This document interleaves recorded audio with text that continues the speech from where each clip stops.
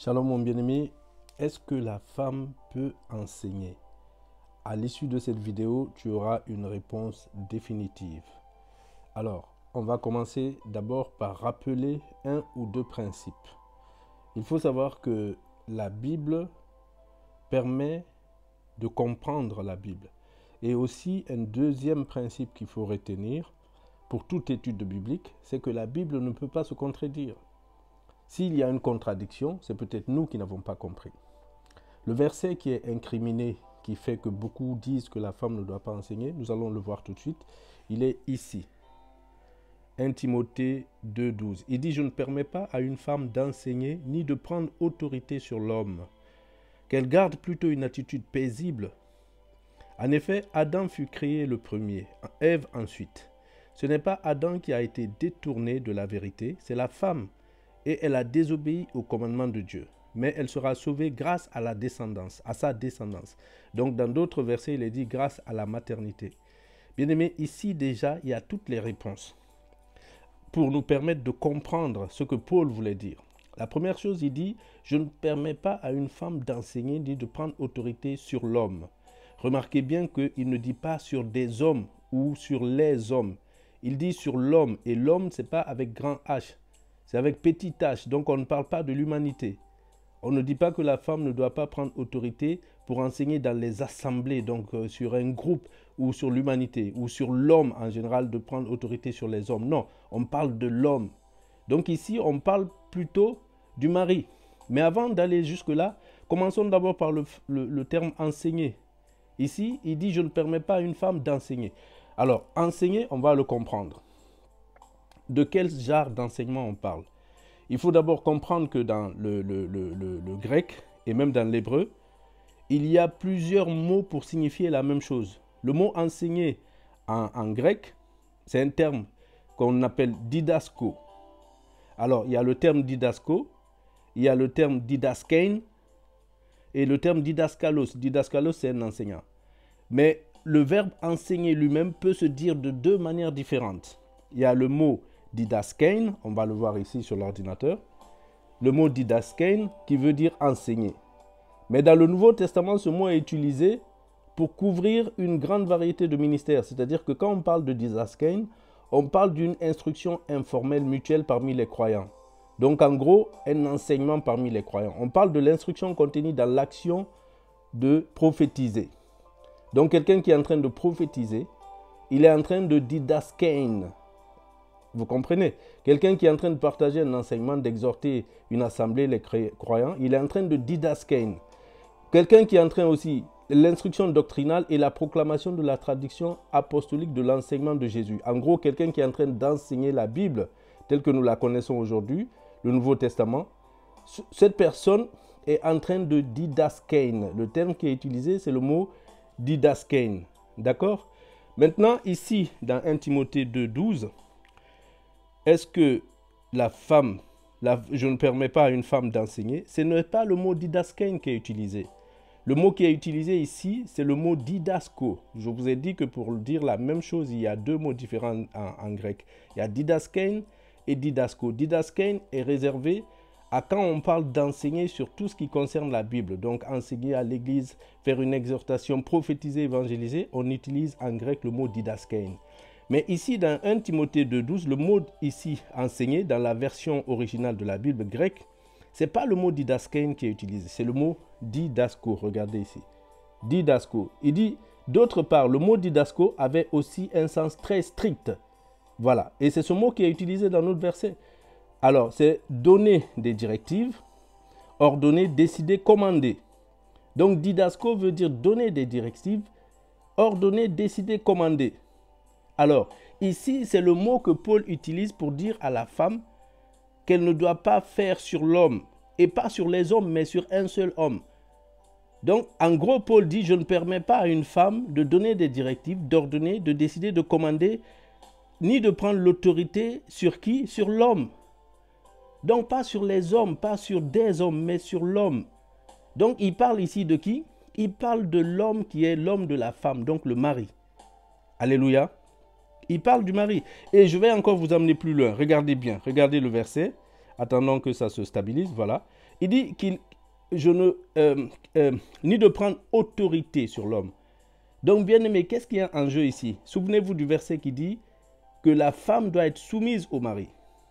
Donc, en fait, ce qui est en jeu ici, c'est l'autorité du mari sur la femme. C'est la soumission de la femme. Donc, c'est la question d'autorité qui est évoquée ici. Ça n'a rien à voir avec le fait d'enseigner dans une assemblée, d'enseigner la Bible. Non, c'est l'autorité. Et c'est ça l'enjeu. La preuve, il ne dit pas, je ne permets pas à la femme de prendre autorité sur des hommes ou sur les hommes. Il dit sur l'homme.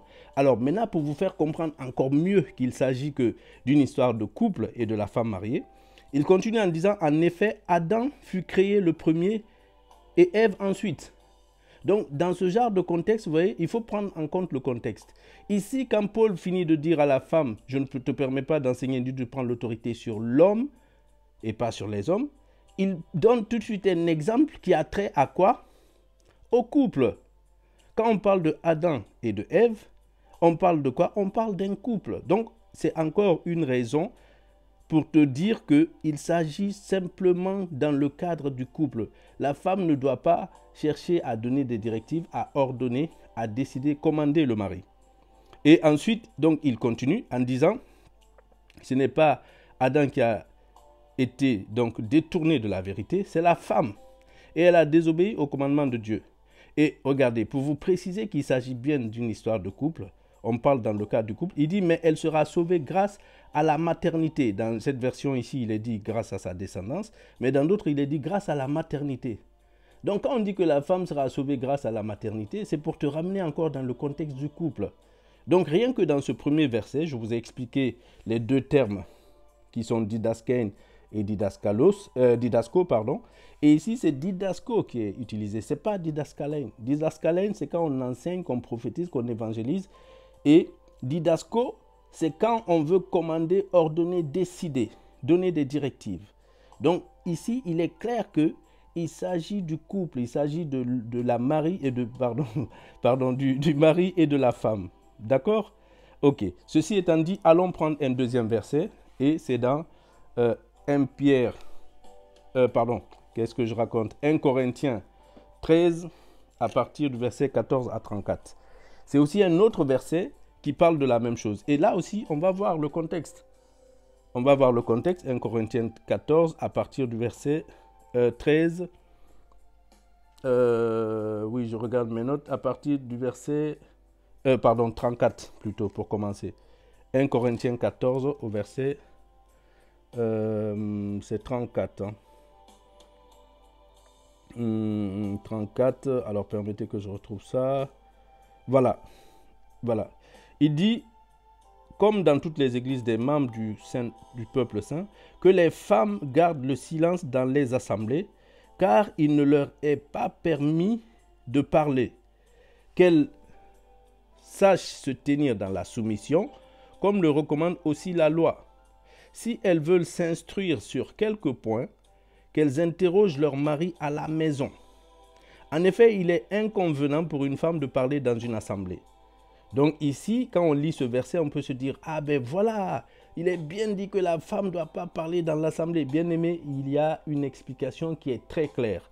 On relit le verset.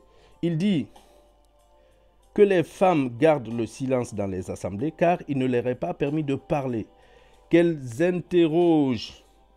sachent, pardonnez-moi que ça se stabilise, qu'elles sachent se tenir dans la soumission, comme le recommande aussi la loi. Si elles veulent s'instruire sur quelques points, qu'elles interrogent leur mari à la maison. En effet, il est inconvénient pour une femme de parler dans une assemblée. Bien-aimé, je t'ai dit au début que la Bible ne se contredit pas. Ici, la Bible dit que la femme ne doit pas parler dans l'assemblée, mais qu'elle garde le silence et qu'à la maison, non, attends d'abord, qu'elle sache se tenir dans la soumission. Donc, vous voyez, on revient toujours à l'histoire de la soumission de la femme. Mais la soumission de la femme, ce n'est pas par rapport aux hommes ou aux autres hommes ou à l'assemblée. C'est uniquement par rapport à son mari. La Bible dit, femmes, soyez soumises à vos maris. La Bible n'a jamais dit, femmes, soyez soumises aux hommes. Donc, le premier indice ici, c'est soumission. La soumission, ça rapporte toujours au mari. Et donc, après, maintenant, la deuxième question qu'on doit se poser, si les femmes doivent se taire dans l'assemblée et poser les questions qu'elles ont à poser à leur mari à la maison, comme la Bible, c'est la parole du Saint-Esprit et que le Saint-Esprit ne peut pas se contredire, maintenant ma question pour toi et pour les femmes qui n'ont pas de mari, elles vont poser la question à qui? Voilà. Donc tu vois que ce n'est pas cohérent. Quand la Bible dit que les femmes se taisent dans l'assemblée, qu'elles se gardent dans la soumission si elles veulent s'instruire sur quelques points, donc si elles veulent poser des questions, qu'elles interrogent leur mari à la maison. Ma question c'est, et celles qui n'ont pas de mari? Donc ça veut dire que celles qui n'ont pas de mari, elles ne parlent pas à l'assemblée et elles n'ont personne à qui poser les questions. Donc ici, c'est pour te faire comprendre encore que ce verset, donc je disais que pour les femmes qui n'ont pas de mari, cela veut dire quoi? Qu'elles doivent juste se taire et qu'elles n'ont personne à qui poser des questions. Donc je suis en train de te faire comprendre que ici, ce verset non plus ne se rapporte en rien du tout au fait que la femme ne doit pas parler dans l'assemblée. Non. Ici, ça se rapporte au fait que la femme ne doit pas poser des questions au mari, commencer à parler dans les assemblées. Les femmes ne doivent pas aussi, on va dire, commencer à bavarder ou à discuter dans l'assemblée. C'est ce que ce verset veut dire. Parce que quand vous le lisez bien en fonction du premier verset qu'on a vu, 1 Timothée 2, 12, et quand tu regardes ici le contexte, c'est toujours l'histoire de la soumission qui revient. D'accord? Et si elles veulent poser une question, qu'elles demandent à leur mari à la maison. Donc c'est toujours en rapport au couple, à l'homme marié. Concrètement, quand la Bible dit que la femme ne doit pas prendre l'autorité sur l'homme, elle ne doit pas enseigner, il parle uniquement dans la relation homme, mari et femme. D'accord? Maintenant, pour continuer l'explication, toujours pour te montrer que la Bible ne peut pas se contredire, le Saint-Esprit ne peut pas se contredire, on peut aller lire 1 Corinthiens 14 toujours, au verset 4. Maintenant, regardez la Bible, ce qu'elle dit au verset 4 de 1 Corinthiens 14. Elle dit que celui qui parle dans une langue inconnue ne se fait du bien qu'à lui-même. Mais celui qui prophétise permet à toute l'assemblée de grandir dans la foi. Vous savez, la Bible dit que celui qui parle la langue s'édifie lui-même. Mais celui qui prophétise fait du bien à toute l'assemblée. D'accord? Retenez bien ça. Celui qui prophétise fait quoi? Il fait du bien à toute l'assemblée. Et quand on va d'ailleurs jusqu'au verset 12, vous voyez qu'il est dit: vous donc, puisque vous aspirez si ardemment aux manifestations de l'Esprit, recherchez avant tout à posséder en abondance celles qui contribuent à faire grandir l'Église dans la foi. Donc la Bible nous encourage à chercher les dons les meilleurs, et parmi lesquels il y a ceux qui cherchent à faire grandir, donc à édifier l'Église. Or ici dans 1 Corinthiens 4, la Bible dit que celui qui prophétise, permet à toute l'assemblée de grandir. Donc édifie l'assemblée. Ici on te dit recherche les meilleurs dons, et parmi lesquels cherche plutôt ceux qui permettent à édifier, donc la prophétie. Et ici on te dit que celui qui prophétise édifie toute l'assemblée. Ici aussi on dit que celui qui a ces dons-là qui permettent d'édifier fait grandir toute l'assemblée. Donc si la femme a ce don, c'est pour lui permettre de faire grandir toute l'assemblée. Donc maintenant on va se demander si dans la Bible il y a des femmes à qui Dieu a donné le don de prophétie. Allons dans Acte 21 au verset 8. Acte 21 au verset 8, vous allez voir quelque chose là-bas. Et vous allez me dire si vous croyez que le Saint-Esprit peut se contredire. Si Dieu peut se contredire. D'accord? Donc allons dans Acte 21. Permettez, parce que j'ai le téléphone en main. Acte 21. Bien-aimé, à l'issue de cette vidéo, je t'invite, s'il te plaît, à la partager. Comme ça, tout le monde va être édifié. D'accord? Acte 21 au verset 8. Il dit, dès le lendemain, nous sommes repartis par la route pour Césarée. Il dit, nous nous sommes rendus à la maison de Philippe, le prédicateur de l'évangile, donc l'évangéliste. C'était l'un des 7 hommes que l'on avait élus à Jérusalem, et nous avons logé chez lui. Il avait 4 filles non mariées qui étaient prophétesses. D'accord? Il avait 4 filles non mariées qui étaient prophétesses. Des prophétesses font quoi? Des prophétesses prophétisent. Et les prophétesses prophétisent où? Dans l'assemblée, pour faire grandir toute l'assemblée. Parce que la Bible nous a dit tout à l'heure dans 1 Corinthiens 14, il dit, puisque vous aspirez aux dons, à posséder des dons, cherchez à posséder ceux qui font grandir l'Église, donc ceux qui édifient. Or, celui qui prophétise permet à faire quoi? À édifier l'Église. Donc, les filles de Philippe, qui sont toutes les 4 évangélistes, elles ne sont pas là avec le don de prophétie donné par le Saint-Esprit pour le garder juste pour elles. C'est pour édifier l'Église. C'est pour faire grandir l'Église. Donc, vous savez que le terme didascalein qu'on a vu tout à l'heure, le terme enseigner donc, dans le terme enseigner avec le mot didascalein est compris le fait de prophétiser. Tout ce qui concerne un enseignement formel dans l'Église, donc la prophétie ou l'évangélisation ou l'enseignement, c'est le terme didascalein. Et donc, ce terme englobe bien les prophétesses. D'accord? Maintenant, allons encore dans 1 Corinthiens 14, toujours, 1 Corinthiens 11 plutôt, au verset, on peut dire, au verset 5. 1 Corinthiens 11 au verset 5, il dit, regardez encore ce que la Bible dit. Vous savez, quand vous lisez la Bible, vous devez chercher un faisceau d'indices. C'est pour ça qu'on dit que la Bible explique la Bible et la Bible ne peut pas se contredire. Ici encore, un autre argument. Il dit, mais si une femme prie ou prophétise, voyez, si une femme prie ou prophétise, or dans les activités inclus dans le mot didascalein, donc dans le mot enseigner, ce qui est de la doctrine, il y a tout ce qui concerne le fait de prophétiser et même de prier. Et ces deux activités, on les fait au sein d'une assemblée. Donc, est-ce que vous avez compris? Récapitulons. En hébreu, en grec, les deux mots qui désignent le mot enseigner, il y a didaskain et didaskalos.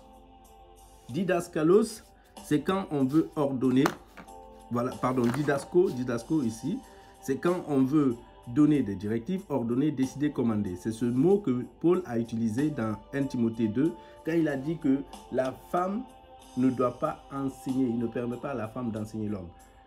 Mais pour les autres endroits où on parle d'enseigner la doctrine, on parle d'une action d'instruction, une action d'évangélisation, de prophétie, on utilise bien le mot didaskein. Or ici, nous avons vu que donc les femmes peuvent édifier l'Église par la prophétie.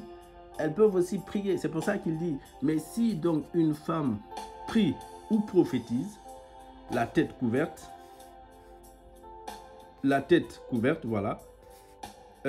Voilà, on va s'arrêter là parce que c'est ce qui nous intéresse, c'est si donc une femme prie ou prophétise.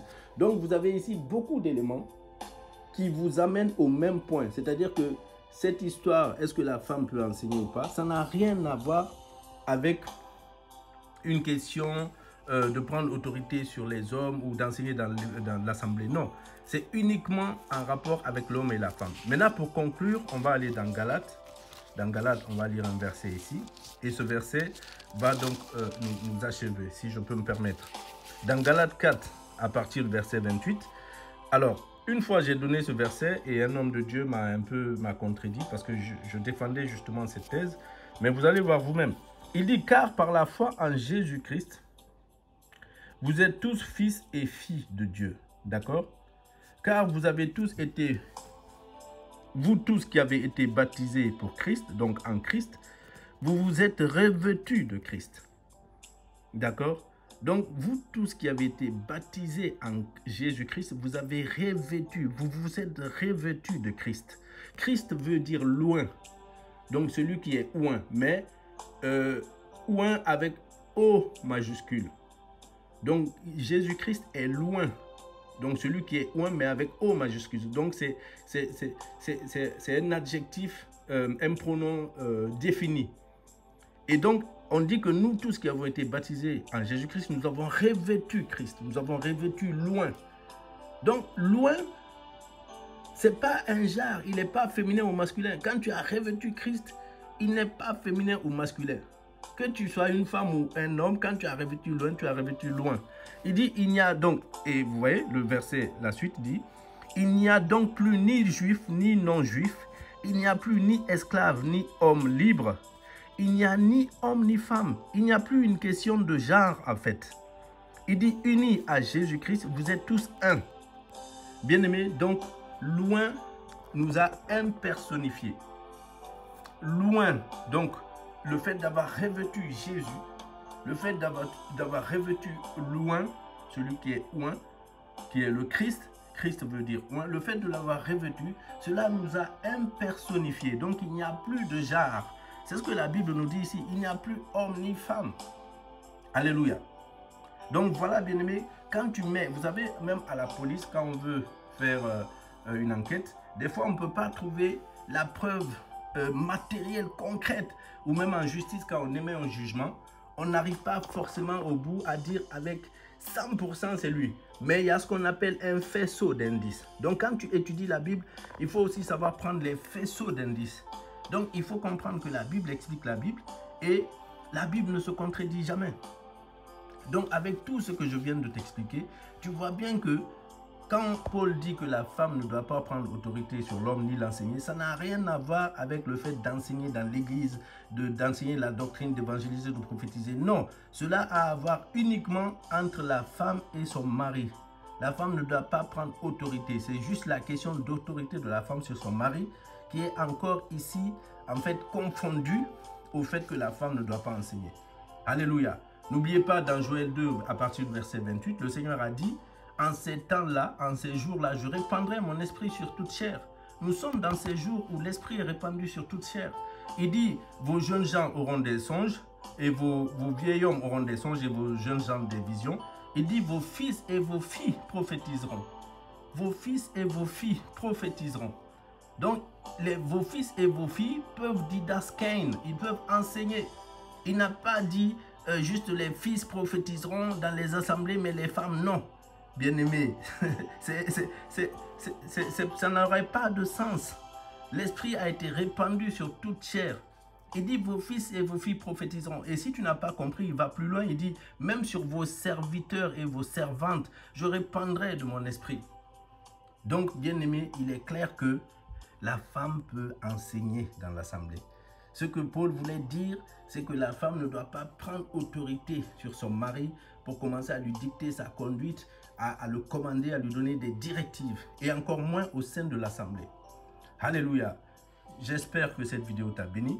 Je t'invite à la partager. Partage-la à toutes les personnes qui se posent encore ces questions. Partage-la même dans ton assemblée.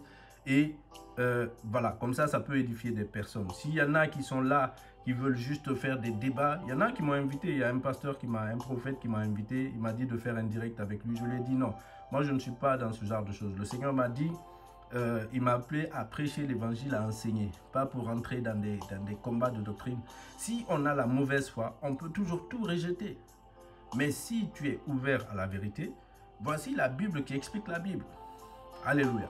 Sur ce, bien-aimé, que la grâce du Seigneur demeure avec toi toujours et que le nom de notre Seigneur Jésus-Christ soit glorifié. Amen. Shalom.